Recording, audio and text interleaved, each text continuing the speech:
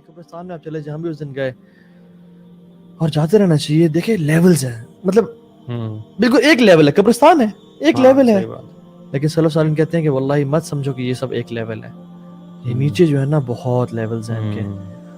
کسی کی قبر جنتوں کا ایک باغیچہ ہے, روضۃ من ریاض الجنہ, اور کسی کی قبر pit from the pitfalls of hellfire. It's a whole world underground, you know. It's not just a graveyard. Try to understand. کی حدیث ہے نا, کہتے ہیں نا کہ اگر تم لوگوں کو کہ پتہ لگ جائے نیچے کیا ہو رہا ہے نا, تو تم لوگ اپنے جو ہے نا مردہ وہ دفنانا بند کر دو, دفنانا چھوڑ دو. Because if you know the عذاب of قبر, تو تم لوگ کو یہ چھوڑ دو گے. بلکہ آپ صلی اللہ علیہ وسلم کی تو ایک دفعہ اونٹنی اتنی تیز بھاگنا شروع کی کہ آپ صلی اللہ علیہ وسلم he was about to fall. اچھا. اور آپ نے روکا اس اونٹنی کو بڑے مشکل سے اور کہا کہ قبریں کس کی ہیں؟ تو ایک شخص سننے سے کھڑا, یا رسول اللہ صلی اللہ علیہ وسلم میں جانتا ہوں یہ کسی قبریں ہیں, یہ لوگ مشرک شرک پہ وفات پائے تھے. تو نے کہا تھا اس اونٹنی نے ان کے چیخو پکار سن کے اور اس کا عذاب دیکھ کے یہ اتنی تیز بھاگی ہے. اور ایک اور دفعہ صحابہ کے ساتھ آپ صلی اللہ علیہ وسلم بیٹھے ہوئے ہیں, سامنے رش لگا ہوا ہے, فرمایا یہ لوگ کس لیے جمع ہوئے ہیں؟ انہوں نے کہا کہ کسی کو دفنا رہے ہیں رسول اللہ. آپ صلی اللہ علیہ وسلم بھاگ کے گئے اور گھٹنے کے بل نیچے اور بیٹھے اور دیکھا اور آنسو بہانا شروع کر دیا, رونا شروع کر دیا, حتیٰ کہ اتنے آنسو بہے حدیث میں آتا ہے کہ ان کی داڑھی بڑھ گئی اور جو زمین جو سینڈ تھی نا وہاں پہ بھی قطرے چلے گئے. اور پھر آپ نے جب صحابہ کے پاس آئے اور کہا کہ صحابہ اپنے آپ کو یعنی اپنی قبر کی پناہ مانگا کرو, قبر کے عذاب سے پناہ مانگا کرو. کیونکہ صحابہ کرام جو تھے نا وہ they wouldn't always think about the day of قیامہ, you know.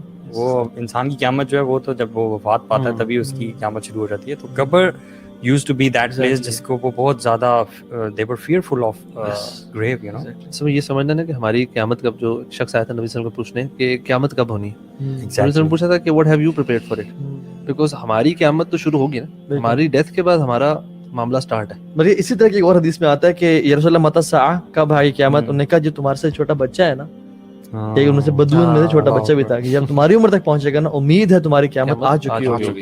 یعنی یہ تو موت ہے, یہ قیامت الصغریٰ ہے, انسان کا حساب شروع ہو گیا. اور عثمان بن عفان اکثر رویا کرتے تھے قبر کو دیکھ کے. ایک شخص نے نا ان کے جو مولا تھے ہانی, انہوں نے سوال کیا عثمان بن عفان سے کہ میں آپ کو نوٹس کرتا ہوں آپ جنت جہنم کا تذکرہ سن کے اتنا نہیں روتے, لیکن آپ قبر کے جب بھی گزرتے ہیں آپ بہت رونا شروع کر دیتے ہیں. کہتے ہیں واللہ میری ان کانوں نے اللہ کے نبی سے سنا ہے کہ اول منزل من منازل الاخرہ, this grave is the first step from the steps of آخرہ. جو یہاں پہ کامیاب ہو گیا اس کی آگے زندگی آسان ہو جائے گی, اور جو یہاں پہ ناکام ہو گیا اس کی آگے ساری زندگی ناکام ہو جائے گی. اور پھر فرمایا کہ this is the worst place, worst ditch that I have ever seen.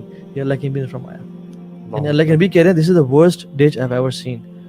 یار قبر جو ہے وہ جب بھی کسی بھی شخص کو ڈالا جائے, چاہے وہ نیک ہو بد ہو جیسا بھی ہو, ایک چیز اپنی جگہ رہتی ہے کہ قبر اس بندے کو ایک بار ضرور جھنجھوڑتی ہے, رائٹ, ایک بار ضرور دباتی ہے, چاہے وہ نیک بھی ہو جیسا بھی. اور وہ جو حدیث صحابی تھے نا جو سعد بن معاذ تھے, مطلب جن کی وفات پہ شہادت پہ عرش کانپا, یا اللہ عرش کانپا کسی اور صحابی کی وفات پہ 70,000 اینجلز آئے. اور آپ نے فرمایا کہ اگر کسی کو قبر چھوڑ دیتی نا تو وہ سعد بن معاذ کو چھوڑتی, لیکن it still squeezed him, یہ تو نے چھوڑ دیا. اور ایک اور حدیث میں اللہ اکبر آتا ہے کہ یار یہ سن کے ویسے بڑا ڈر لگتا ہے یار کہ وہ کہاں ان کے ساتھ یہ ہو رہا ہے تو ہمارے ساتھ امیجن کریں نا کہ 70,000 اینجلز نیچے آ رہے ہیں, عرش ہل رہا ہے, اور قبر نے پھر بھی سکویز کیا ہے. مطلب عرش کوئی چھوٹی چیز ہے, جس رب کی نسبت ہم عرش سے دیتے ہیں, رب العرش المجید, رب العرش الکریم, وہ عرش کانپ رہا ہے, کوئی چھوٹی چیز نہیں ہے. یعنی ہم اگر کمپیریزن کریں اس آسمانوں کا عرش سے کہ اٹس ہیوج, اور اللہ کا عرش رحمان کا وہ کانپ رہا ہے, پھر بھی the grave squeezed him. وہ کام کیوں رہا ہے یہ بھی پتا ہونا چاہیے کہ this is the status of that صحابی, this is his piety, this is his actions, ماشاءاللہ, you know. کتنے اینجلز آ رہے ہیں جو ہے ان کی جو ہے جنازے کے لیے. ایک اور حدیث میں آتا ہے کہ ایک بچہ وفات پایا, آپ نے فرمایا کہ اگر قبر کسی کو چھوڑتی نا تو اس بچے کو چھوڑتا, لیکن it still squeezed this kid as well, this baby as well, and then it released. حدیث میں کیا آتا ہے کہ جو شخص مطلب قبر میں جاتا ہے نا اور گناہگار ہے, یعنی ایک تو وہ شخص ہے جس سے پوچھے گا کہ تم کیا کہتے ہو اس شخص کے بارے میں, آپ صلی اللہ علیہ وسلم کے بارے میں, تو کہے گا کہ عبدہ و رسولہ, یہ اللہ کے وسلم, اور شہادت پڑھے گا تو اس کے لیے فرشتے کہیں گے کہ تم صحیح کہہ رہے ہو, ہمیں پتا تھا تم یہی کہو گے, کیونکہ ہم ہی تھے جو لکھتے رہے تمہارے اعمال, تم نیک اعمال کرتے تھے, گناہوں سے بچتے تھے, جھوٹ سے چغلی سے بچتے تھے. جو شخص کہے گا نا کہ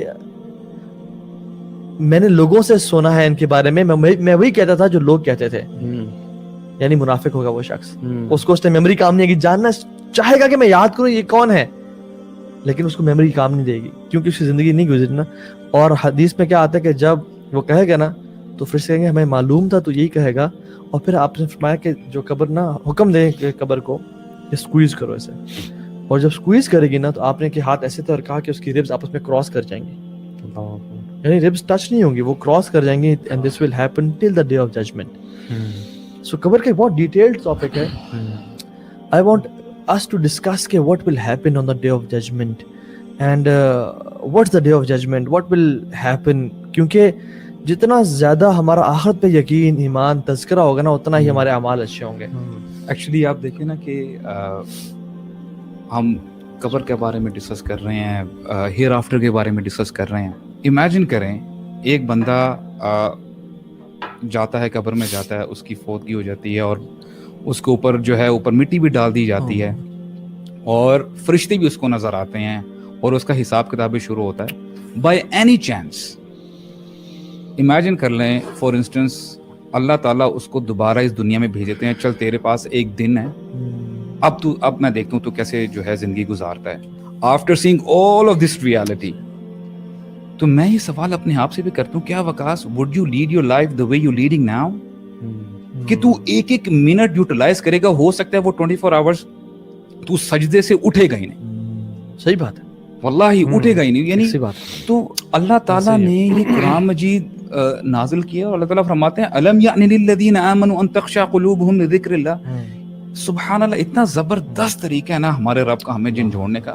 کہتے ہیں کہ لوگوں پہ وقت نہیں آگے یعنی ایمان والوں لوگوں کے لیے کہ ان کے دل جو ہے نا کانپ اٹھے اللہ تعالیٰ کی خشیت سے, کانپ اٹھے. اور بار بار جو ہے سورہ حدید میں اللہ تعالیٰ فرماتے ہیں اعلموا, جان لو, جان رکھو, آنکھیں یعنی اپنے کانوں کو کھولو اور اپنے دماغ کو یوز کرو. اعلموا انما الحیات الدنیا لعب ولہو وزینۃ وتفاخر بینکم وتکاثر فی الاموال والاولاد. یعنی دیکھیں نا تم لوگ ایک دوسرے سے ریس لگاتے ہو, جی کتنا مال ہے, کون سی گاڑی ہے تمہارے پاس, موبائل فون کون سا ہے, تمہارے کتنے بچے ہیں, 2 ہیں, میرے پاس. یعنی ہم ریس کرتے ہیں ایک دوسرے کے ساتھ. كمثل غيث أعجب الكفار نباته ثم يهيج فتراه مصفرا ثم يكون حطاما.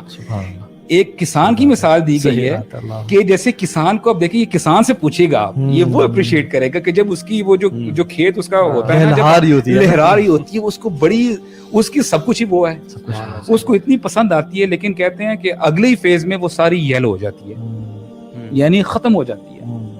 اللہ تعالیٰ آگے فرماتے ہیں وَمَا الْحَيَاةُ الدُّنْيَا إِلَّا مَتَاعُ الْغُرُورِ. یہی تو یہ دنیا, یعنی دنیا یہی ہے, کچھ لمحے کے لیے, اس کے بعد جو ہے آپ یعنی یو آر گون. یار یہی وہ ریالٹی ہے جس کو صحابہ کرام نے نا ایکچولی ویژولائز کر لیا تھا.